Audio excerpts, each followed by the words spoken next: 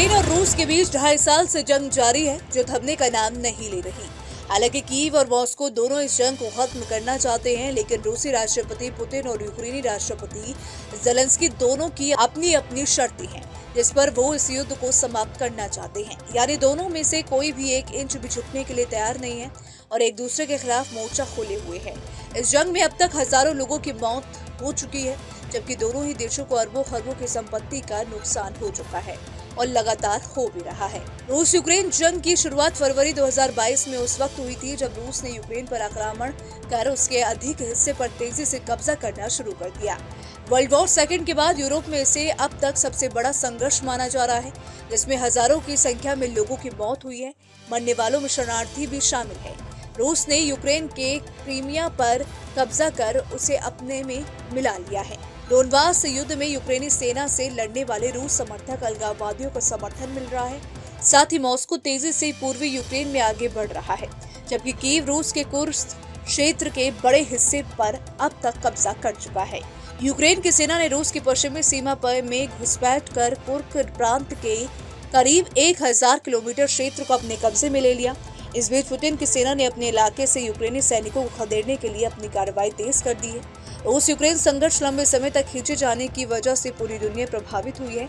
अब जैसे जैसे रूस और यूक्रेन के बीच युद्ध लंबा खींचता जा रहा है, वैसे वैसे इसमें परमाणु हमले का खतरा भी मंडराने लगा है। परमाणु जंग के मुहाने पर खड़ा मॉस्को लगातार विध्वंस के बात कर रहा है। इस युद्ध के दौरान नाटो देश और क्रीमिया के बीच भी तनाव अपने चरम पर है। नाटो देश लगातार चेतावनी दे रहे हैं कि मॉस्को के साथ सीधा संघर्ष एक वास्तविक खतरा है। रूस की तैयारी को लेकर पश्चिमी देश चौकन्ने हो गए हैं, जिसके बाद नाटो देश भी अलर्ट मोड पर है। उन्होंने भी अपनी निगरानी बढ़ा दी है।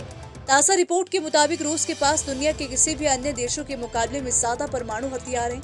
ये बयान तब सामने आया जब पुतिन और रूसी अधिकारी कीव और उसके पश्चिमी सहयोगी देशों के खिलाफ खुलेआम परमाणु हमले की धमकी दे रहे हैं।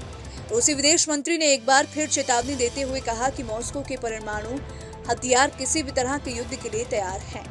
रूसी विदेश मंत्री का ये बयान उस वक्त सामने आया जब कीव पश्चिमी देशों से रूस के अंदर हमला करने के लिए लंबी दूरी के हथियार और उसके इस्तेमाल की इजाजत के लिए दबाव बना रहा है।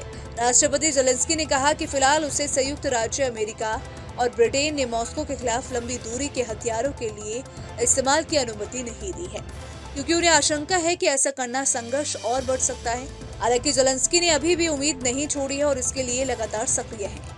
इस बीच अमेरिकी रक्षा मंत्रालय ने बयान जारी कर कहा कि यूक्रेन अपने देश में निर्मित ड्रोन से मॉस्को को निशाना बना सकता है, लेकिन अमेरिकी मिसाइल से मॉस्को पर हमलों की अनुमति नहीं दी है।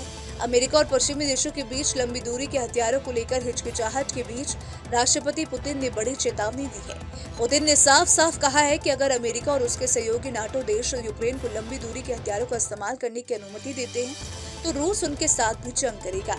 अमेरिकी दौरे से पहले राष्ट्रपति जेलेंस्की ने पेंसिल्वेनिया में एक तोप कारखाने का दौरा किया और वहां काम करने वाले लोगों से उत्पाद में तेजी लाने की अपील की। इस बीच बताया जा रहा है कि यूक्रेन अमेरिका और यूरोपियन यूनियन के साथ मिलकर खास विंटर प्लान बना रहा है, ताकि ठंड से जहां वो अपने सैनिकों का बचाव कर सके और रूस को और गहरा जख्म दे सके। तो फिलहाल इसको लेकर आपकी क्या राय है, आप क्या सोचते हैं? आप अपनी राय कमेंट सेक्शन में जरूर बताइएगा। वीडियो पसंद आए तो वीडियो को लाइक और शेयर करना ना भूलें। साथ ही हमारे चैनल न्यूज स्टेट को सब्सक्राइब कर लें। न्यूज नेशन अब व्हाट्सएप पर खबरों के ताजा अपडेट के लिए न्यूज नेशन के इस QR कोड को स्कैन करें।